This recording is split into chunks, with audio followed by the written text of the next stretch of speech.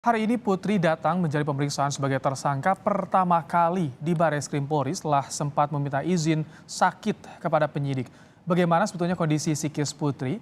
Kita akan analisa bersama dengan ahli gestur dan mikroekspresi dari Asosiasi Psikologi Forensik Apsifor, Monika Kumalasari. Selamat petang, Bu Monika. Halo, selamat petang, Mas Ibrahim. Baik, Bu Monika berbeda dengan ketika datang ke Makobrimob, hari ini menghindari wartawan. Apa yang bisa Anda baca dari psikis Putri Chandrawati ini, Bu Monika?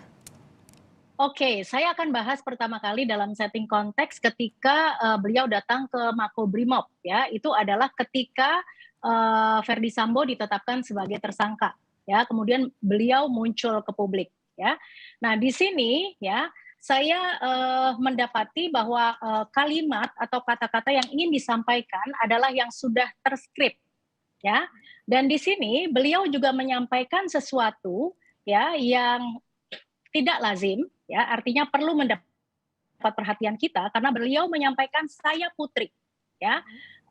Padahal media maupun masyarakat juga tahu bahwa ini adalah Ibu Putri yang datang, ya. Nah, itu pun juga akhirnya menjadi satu leakage yang perlu kita observasi gitu, karena yang beredar di masyarakat mengatakan kok ini tidak seperti Ibu Putri yang banyak dilihat oleh netizen gitu, ya.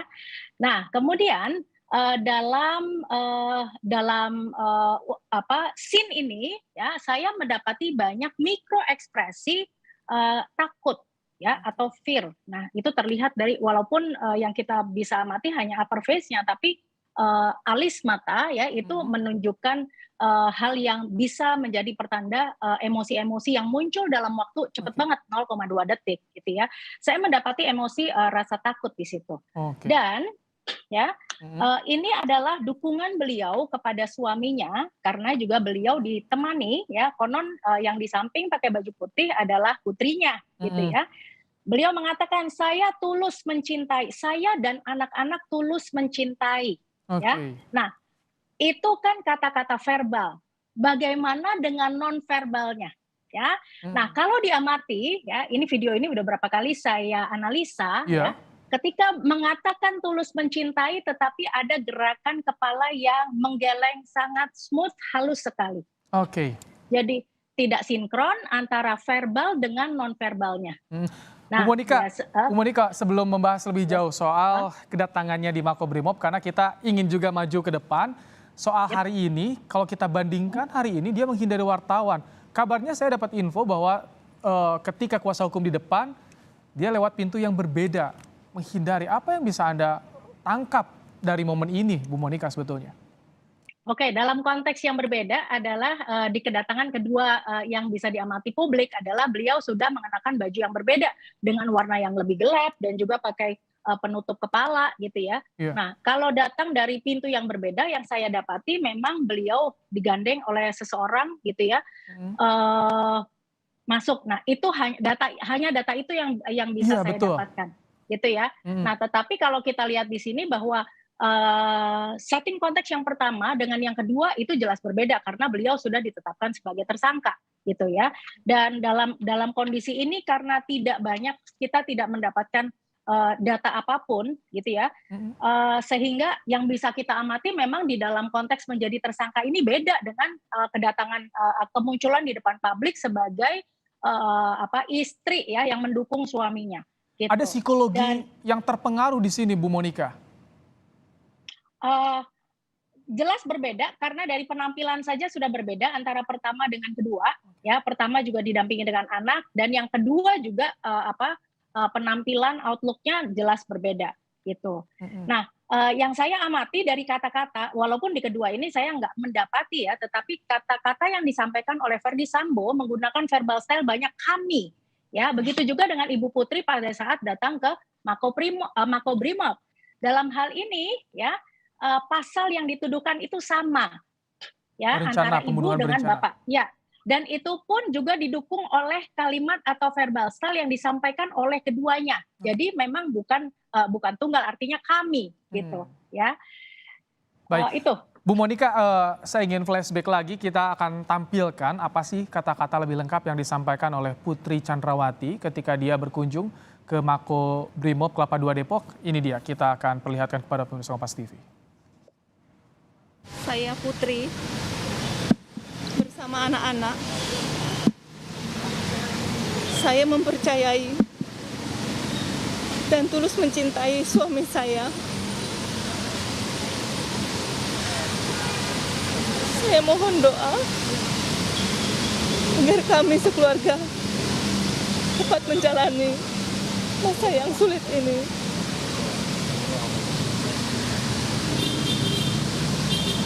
Dan saya ikhlas memaafkan segala perbuatan yang kami dan keluarga alami. Cukup ya teman-temannya. Bu Monika, apa yang Anda baca dari tayangan tadi? Ya, emosi atau ekspresi yang muncul adalah ketakutan, terlihat dari mikro ekspresi seperti yang sudah saya sampaikan tadi, ada di alis terlihat. Terus kemudian juga terlihat dari nafasnya, ya, helaan nafasnya, ya.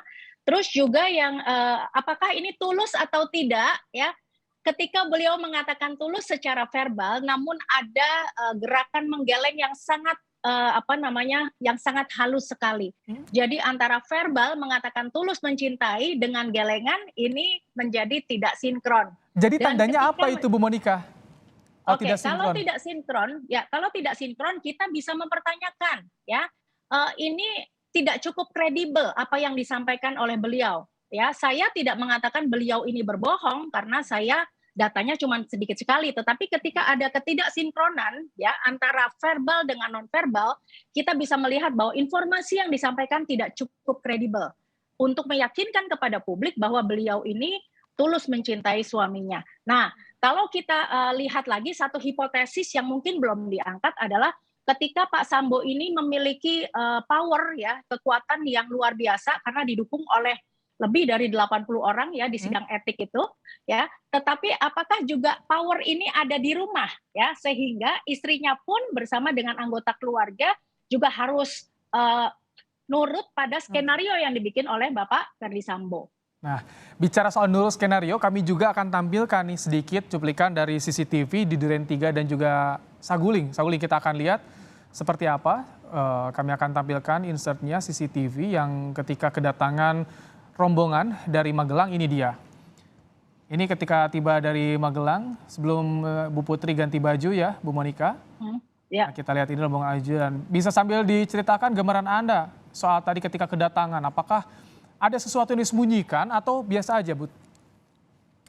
Nah, keterbatasan dari video yang ditampilkan, kita hanya bisa melihat makro gestur, ya, dari ketika beliau berjalan masih sanggup untuk bawa tas dan lain-lain.